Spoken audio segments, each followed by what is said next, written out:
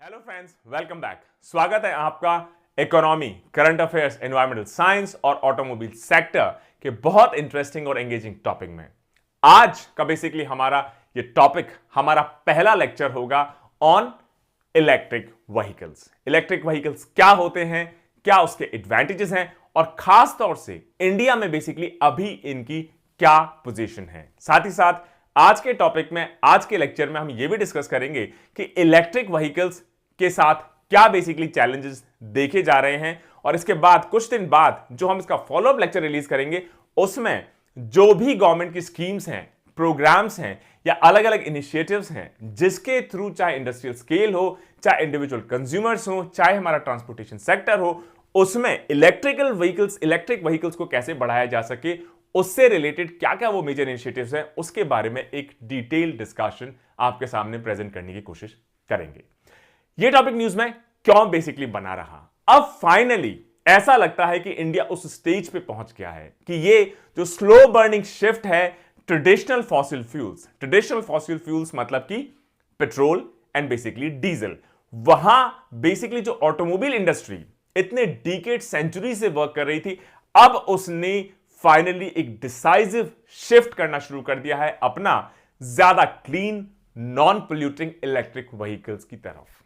ये electric vehicles का जो कॉन्वर्सेशन अभी तक सिर्फ बेसिकली बोर्ड रूम्स में हुआ करता था, मैप्स में हुआ करता था या प्रेजेंटेशन और चार्ट्स में हुआ करता था, अब उसको हम रियलिटी में देखना शुरू कर चुके हैं।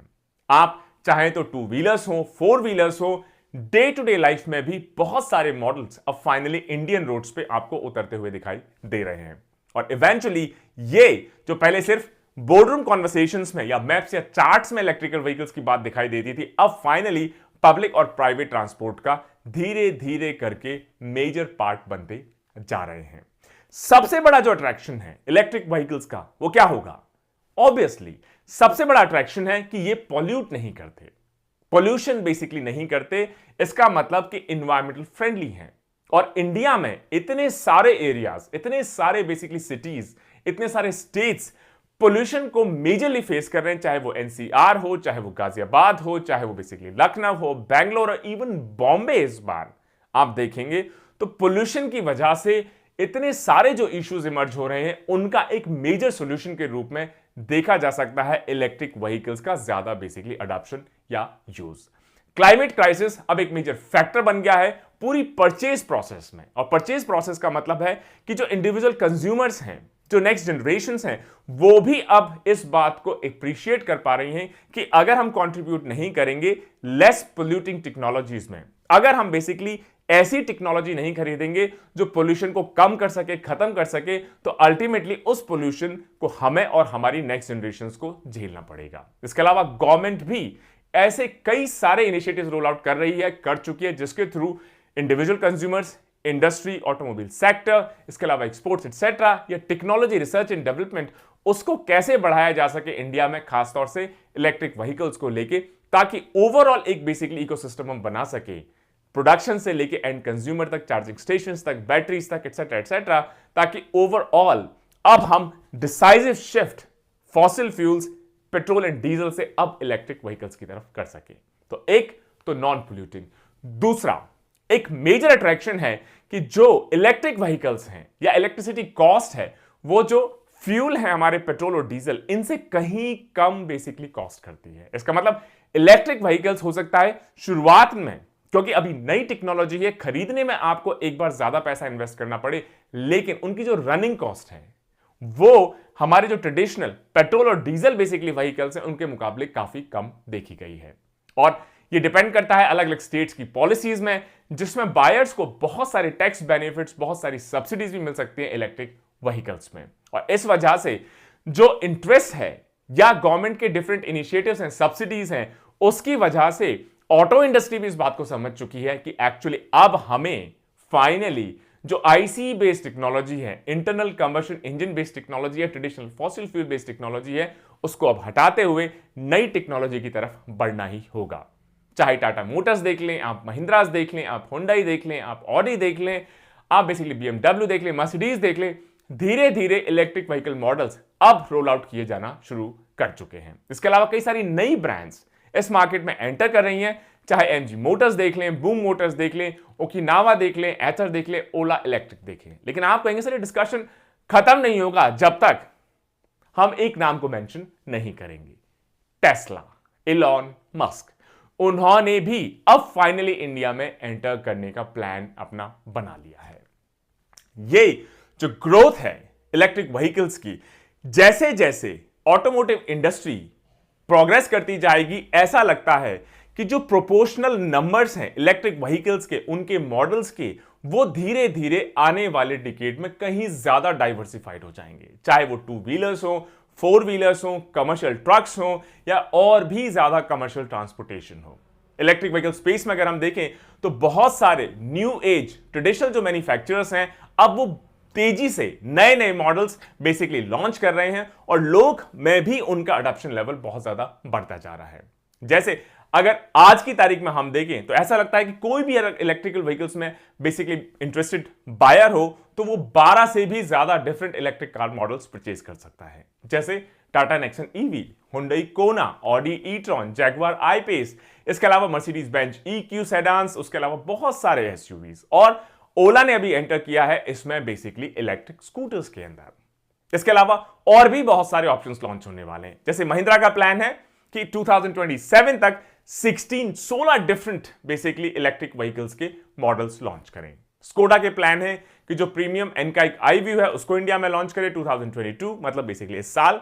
BMW ने भी इसकी जो iX इलेक्ट्रिक एसयूवी सीरीज है उसको इंडिया के लिए बेसिकली लाइनअप करके रोल आउट करने का प्लान बना लिया है। व्हीकल्स बनाना तो ऑब्वियसली पहला पार्ट है, लेकिन क्या सिर्फ व्हीकल बना देना ही इनफ है? पूरा बेसिकली इकोसिस्टम और क्या क्या चीज कॉन्स्टिट्यूट करता है।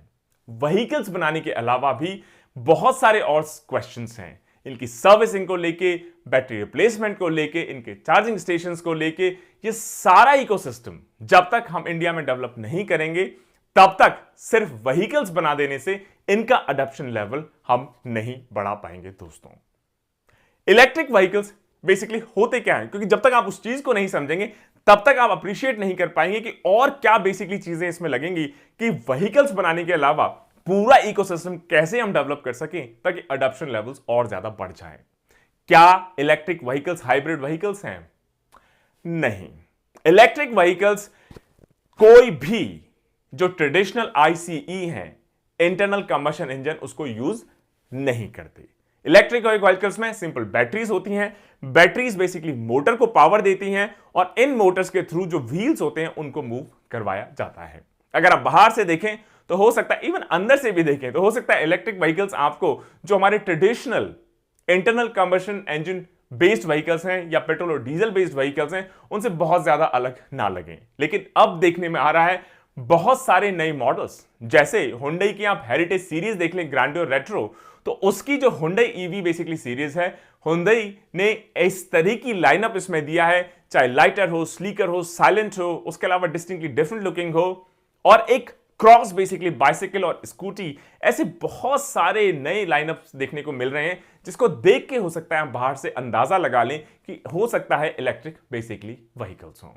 अगर ऑपरेटिंग कॉस्ट की हम बात देख लें तो जो इलेक्ट्रिक व्हीकल की कार है या एसयूवी है उसका पर किलोमीटर कितना रफली बेसिकली कॉस्ट आती होगी? रफली 1 रुपी पर किलोमीटर। कितना बेसिकली चीप पड़ जाएगा। वहीं पे अगर कोई एसयूवी है ट्रेडिशनल जो पेट्रोल बेस्ड है तो उसकी कॉस्ट पड़ेगी 6.6 रुपीज पर किलोमीटर। इसका मतलब इलेक्ट्रिक व्हीकल्स हो सकता है शुरुआत में थोड़ा सा एक्सपेंसिव पड़ जाए, लेकिन उसकी जो पर डे रनिंग कॉस्ट है या माइलेज जिसको आप कहते हैं, वो हो सकता है कि जो हमारी ट्रेडिशनल कॉस्ट पड़ती है ट्रेडिशनल व्हीकल्स की, उसकी 15% से भी कम बेसिकली पड़े। ये तो एक रहा अर्ली कंसर्न। दूसरा बेसिकली कंसर्न है कि जो इलेक्ट्रिक व्हीकल्स में बैटरीज हैं, एक बार आप चार्ज कर देंगे तो कितना दूर तक वो रन कर पाएंगी। जैसे हुंडई की कोना है, अभी अगर 39.2 किलोवाट आवर की आप बैटरी लेंगे तो उसकी एस्टिमेटेड रेंज है कि एक फुल चार्ज में आप 452 किलोमीटर रन कर पाएंगे। Similarly Tata Nexon 30.2 kilowatt hour की बेसिकली इसमें बैटरी है जिसकी एस्टिमेटेड रेंज कितनी है? 312 kilometre. Similarly MG ZS EV, इसकी लार्जेस्ट जो बेसिकली बैटरी है 44.5 किलोमीटर वाट आवर की, ये 419 किलोमीटर बेसिकली रन कर सकती है। जितने भी 4 व्हील इलेक्ट्रिक व्हीकल्स हैं वो अभी एक चार्जिंग पॉइंट प्री इंस्टॉल्ड आते हैं कि जो भी आपका पार्किंग स्पॉट होगा वहां पे उस चार्जिंग पॉइंट को आप लगा सकते हैं। इसके अलावा जो ज्यादातर 2 व्हीलर इलेक्ट्रिक व्हीकल्स हैं उनमें डिटैचेबल बैटरीज हैं कि आप बैटरीज को हटा लीजिए, फुली चार्ज बैटरी को आप प्लग इन करिए और आप बिना वेट किए वापस से ड्राइव कर सकते हैं। इसके अलावा इनमें एक 15 एम्पियर जो सॉकेट है, रेगुलर हमारे सॉकेट्स होते हैं एयर कंडीशनर के जो हम यूज करते हैं, उसको आप चार्जिंग के लिए यूज कर सकते हैं। लेकिन उसके बावजूद चार्जिंग पॉइंट्स एक मेजर इशू बना हुआ है, चाहे वो चार्जिंग पॉइंट्स हो चाहे वो बैटरीज हो। 4 जो बेसिकली इंपॉर्टेंट फैक्टर्स हैं वो अभी भी जो पोटेंशियल बायर्स हैं इलेक्ट्रिक व्हीकल्स उनके लिए एक चैलेंज है इंडिया में। जैसे एक तो इनिशियल कॉस्ट, क्योंकि इलेक्ट्रिक व्हीकल्स को जो आईसी व्हीकल्स है, पेट्रोल और डीजल के व्हीकल्स है, उनके मुकाबले शुरुआत में थोड़ी एक्स्ट्रा कॉस्ट आपको देनी पड़ेगी, क्योंकि बैटरीज जो इनमें यूज होती हैं, ज्यादातर जो बैटरीज हैं वो इंपोर्टेड है, इंडिया में बेसिकली मैन्युफैक्चर नहीं होती, जिसकी वजह से इनकी कॉस्ट बेसिकली ज्यादा पड़ती है। दूसरा जो चैलेंज है चार्जिंग पॉइंट्स की स्कैर्सिटी। चार्जिंग पॉइंट्स की स्कैर्सिटी आज भी आप जिस बेसिकली एवरेज पे पेट्रोल पंप्स ढूंढ सकते हैं, पा सकते हैं, इलेक्ट्रिक व्हीकल्स के लिए चार्जिंग पॉइंट्स उतने अभी भी इंडिया में अवेलेबल नहीं है। हो सकता है अगले 5 साल में, 7 साल में, 10 साल में सिचुएशन पूरी तरह चेंज हो जाए। Second challenge. तीसरा चैलेंज कि इलेक्ट्रिक व्हीकल्स को चार्ज करने के लिए जो टाइम लगता है वो कई बार हो सकता है ज्यादा लगे। जैसे अगर आप रेगुलर चार्जर बेसिकली यूज करेंगे तो एक बैटरी को अगर आप नॉन हाई स्पीड चार्जर से चार्ज करेंगे, जो ज्यादातर बंडल होकर आता है आपकी किसी भी बेसिकली इलेक्ट्रिक व्हीकल के साथ, तो 8 से 12 घंटे का टाइम लग सकता है। और कोई भी आदमी इतना बेसिकली वेट नहीं करना चाहेगा, क्योंकि अगर आप किसी पेट्रोल पंप पे जाएं, आपका फ्यूल टैंक खाली हो गया, आप 5 मिनट इसको रिफिल करके वापस बेसिकली ड्राइव करना शुरू कर सकते हैं। तो यह हो गया तीसरा मेजर कंसर्न। चौथा मेजर कंसर्न हो गया कि बैटरी की लाइफ कितनी है, क्योंकि कई बार ऐसा भी देखा गया है कि जो कार की टोटल कॉस्ट है उसका रफली 50% कॉस्टिंग सिर्फ बैटरी की ही कॉस्ट हो सकती है। तो कितने साल वो बैटरी सर्वाइव कर पाएगी, यह भी एक मेजर इशू है। कुछ इश्यूज के सॉल्यूशन ऑलरेडी निकल आए हैं, जैसे टाइमिंग वाला जो इशू है कि 8 से बेसिकली 12 घंटे चार्जिंग में लग सकते हैं, उसके लिए high speed chargers already device हो चुके हैं जो 45 मिनट्स में ही आपकी बैटरी को फुली चार्ज कर सकते हैं। इसके अलावा इंडस्ट्री यह भी कोशिश कर रही है कि किस तरीके से कॉमन चार्जर्स निकाले जाए। जैसे मोबाइल फोन्स में आप देखें तो पहले सैमसंग का अलग चार्जर था, वन प्लस का अलग चार्जर था, बहुत सारे अलग अलग बेसिकली सबके चार्जर्स थे। फाइनली अभी इंडस्ट्री ने USB-C टाइप चार्जर को स्टैंडर्डाइज कर दिया है, और इनफैक्ट अगर आप यूरोपियन यूनियन को देखें तो उन्होंने लॉ पास कर दिया है कि आप USB-C को ही यूज करेंगे अपने मोबाइल फोन पोर्ट्स में। और एप्पल को भी कहा है कि आप भी अपने लाइटनिंग पोर्ट को कन्वर्ट करना होगा आपको USB-C में, ताकि ये जो इनकंपैटिबिलिटी है डिफरेंट डिफरेंट चार्जर्स की डिफरेंट कंपनीज को लेके, उसको खत्म किया जा सके। और इसी डायरेक्शन में इलेक्ट्रिक व्हीकल्स इंडस्ट्री भी बेसिकली मूव कर रही है। इसमें कुछ कॉमन चार्जर्स डिवाइस किए गए हैं, जैसे EO Mini Pro 2। ये बेसिकली बनाया गया है यूके बेस्ड EO चार्जिंग, जो कार्स नहीं बनाती है, सिर्फ चार्जर्स बनाती है। और ये वर्ल्ड का सबसे छोटा स्मॉलेस्ट EV स्मार्ट चार्जर कहा गया है, और इसकी साइज कहते हैं कि एप्पल का जो iPad मिनी होता है उससे भी छोटा है।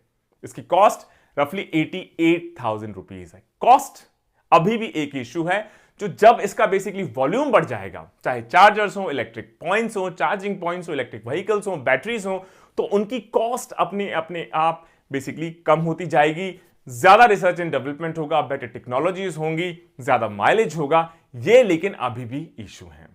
इसके अलावा सिंगल चार्ज आप कर लें, उसके बाद 400-500 किलोमीटर के बाद फिर ये एक प्रॉब्लम आ जाता है कि अगर चार्जिंग पॉइंट अवेलेबल नहीं हुआ तो फिर इसको कैसे चार्ज करेंगे। इसका मतलब एक केयरफुल प्लानिंग की जरूरत आज भी समझी जाती है, क्योंकि अभी भी चार्जिंग स्टेशंस अगर आप रोड्स पे देखें, इवन पेट्रोल पंप्स पे देखें, और इंडिया में ओवरऑल कितने रफली आज की तारीख में ऑपरेशनल चार्जिंग पॉइंट्स होंगे हाईवेज, रोड एक्सेट्रा पे, सिर्फ 1800।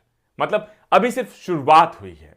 इसके अलावा जो सेंट्रल गवर्नमेंट है, स्टेट गवर्नमेंट्स हैं, उन्होंने अब जो इलेक्ट्रिक व्हीकल्स हैं इनको और कैसे इंसेंटिवाइज किया जाए, इसके अलावा किस तरीके से ज्यादा लार्ज स्केल पे चार्जिंग स्टेशंस को जोड़ा जाए, बनाया जाए, कंस्ट्रक्ट किया जाए या एड ऑन किया जाए, उसके बारे में मेजर इनिशिएटिव्स लेना शुरू कर दिया है। जैसे एक जॉइंट इनिशिएटिव है गवर्नमेंट ऑफ इंडिया के नीति आयोग और यूके गवर्नमेंट का, और जिसके तहत इन्होंने एक वेबसाइट डेवलप की है जिसका नाम है eAmrit, eamrit.niti.gov.in, और ये हेल्प करता है कि किस तरीके से आप इलेक्ट्रिसिटी अगर आप यूज करते हैं अपने इलेक्ट्रिक व्हीकल्स को चार्ज करने के लिए तो कितना आपको ओवरऑल इसकी बेसिकली कॉस्ट पड़ेगी। इसके अलावा ये जो वेबसाइट है ई अमृत, ये जो चार्जिंग स्टेशंस हैं उनको भी मैप करता है ताकि आपको पता रहे कहां कहां बेसिकली चार्जिंग स्टेशंस हैं, ताकि ईवी ओनर्स जो हैं इसका बेनिफिट उठा सकें, अपने ट्रिप्स को केयरफुली प्लान कर सकें।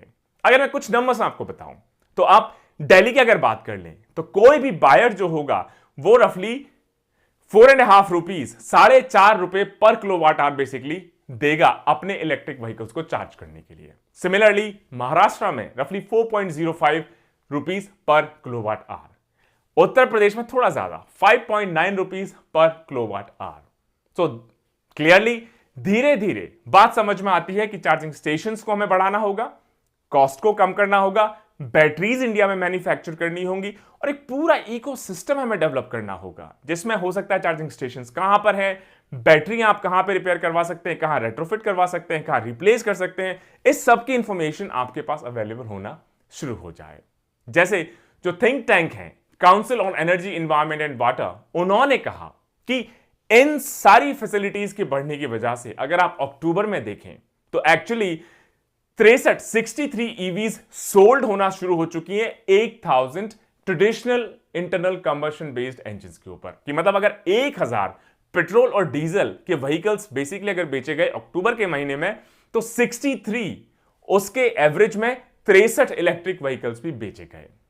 और वहीं पे त्रिपुरा में 53 है ये एवरेज, कर्नाटक में बेसिकली 32 है। मतलब Delhi is basically leading the pack. Delhi में इलेक्ट्रिक व्हीकल्स का अडॉप्शन इंडिया में तो सबसे ज्यादा देखा जा रहा है।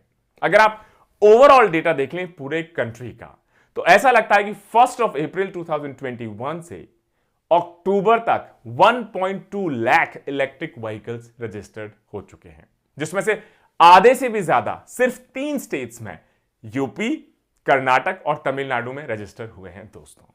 तो दोस्तों ये एक शॉर्ट एक जनरल डिस्कशन रहा कि इलेक्ट्रिक व्हीकल्स के क्या 2 मेजर एडवांटेजेस हैं। पोल्यूशन कम है और रनिंग कॉस्ट 15% 16 से भी बेसिकली कम है अगर आप इसको ट्रेडिशनल डीजल, पेट्रोल या इंटरनल कंबशन इंजन व्हीकल्स के साथ कंपेयर करें। चैलेंजेस क्या है? 4 मेजर चैलेंजेस हैं। पहला, इनिशियल कॉस्ट हाई है। दूसरा, चार्जिंग स्टेशंस कम है। तीसरा, चार्जिंग टाइम ज्यादा लगता है। और चौथा, बैटरी की बेसिकली कॉस्ट या बैटरी का टोटल क्या बेसिकली उसका लाइफ साइकिल होगा। लेकिन गवर्नमेंट ने बहुत सारे इनिशिएटिव्स और इनिशिएटिव के बारे में हम अलग से लेक्चर में आपके साथ डिस्कस करेंगे, जिसके थ्रू लगातार कोशिश है कि बैटरीज को इंडिया में कैसे मैन्युफैक्चर किया जाए और ज्यादा जो बड़े ब्रांड्स हैं जिसमें for example Tesla, Elon Musk की कंपनी को इंडिया में कैसे लाया जाए ताकि रिसर्च एंड डेवलपमेंट इंडिया में ही हो सके, इन सारी कॉस्ट को और कम किया जा सके, चार्जिंग पॉइंट्स को बढ़ाया जा सके, जो माइलेज है पर चार्ज उसको बढ़ाया जा सके, यूनिवर्सल चार्जेस बेसिकली कैसे डेवलप किए जा सके और ये जो इनिशियल कॉस्ट है ये कम हो और जो रनिंग कॉस्ट है वो और भी बेसिकली कम हो। जो चार्जिंग टाइम है वो भी मुझे लगता है कि 20-30 मिनट मोबाइल की तरह चार्जिंग टाइम से ज्यादा इवेंचुअली शायद नहीं रह जाएगा। इसके अलावा एक बेसिकली इंटीग्रेटेड डेटाबेस डेवलप किया जाए जिसमें सारी इंफॉर्मेशन, कहां चार्जिंग स्टेशंस हैं, कहां बैटरी स्टेशंस हैं, कहां आप रिपेयर करवा सकते हैं, कहां आप रिप्लेस करवा सकते हैं, ये सारी इंफॉर्मेशन उसमें अवेलेबल हो ताकि जो कम्यूटर्स हैं, जो ट्रैवलर्स हैं, इंडिविजुअल हो चाहे कमर्शियल हो, उनके पास उस इंफॉर्मेशन को अवेलेबल होने से वो अपने प्लान्स को बेटर अंजाम दे पाएंगे। तभी जो हमारा बेसिकली एम्बिशियस टारगेट है कि 2030 तक कम से कम जो हमारे 30 to 50% व्हीकल्स हैं वो इलेक्ट्रिक व्हीकल्स होंगे, ट्रेडिशनल पेट्रोल और डीजल के व्हीकल्स नहीं होंगे। तभी जो हमारे क्लाइमेट चेंज के टारगेट्स हैं, पोल्यूशन कट या पोल्यूशन एमिशन के कट के जो टारगेट्स हैं, उनको एज ए कंट्री हम अचीव कर पाएंगे। क्लीनर एयर हम अपने सिटीजन्स को दे पाएंगे, उनके हेल्थ की, उनके एजुकेशन की, साथ ही साथ इस पोल्यूशन की वजह से जो इकोनॉमिक बेसिकली डिसएडवांटेज होता है, इंपैक्ट होता है, जिसके बारे में हमने पिछले बेसिक लेक्चर में आपसे बात की कि हर साल सिर्फ पोल्यूशन की वजह से, क्योंकि लोग घर से बाहर नहीं निकलते, टूरिस्ट कम आते हैं, हेल्थ इश्यूज आते हैं, जीडीपी का 1.5% तक इंडिया लूज करता है। इसको हम कैसे बेसिकली एड्रेस कर पाएंगे, ये एक मेजर इनिशिएटिव माना जाता है इलेक्ट्रिक व्हीकल्स। Stay tuned. जय हिंद, जय भारत।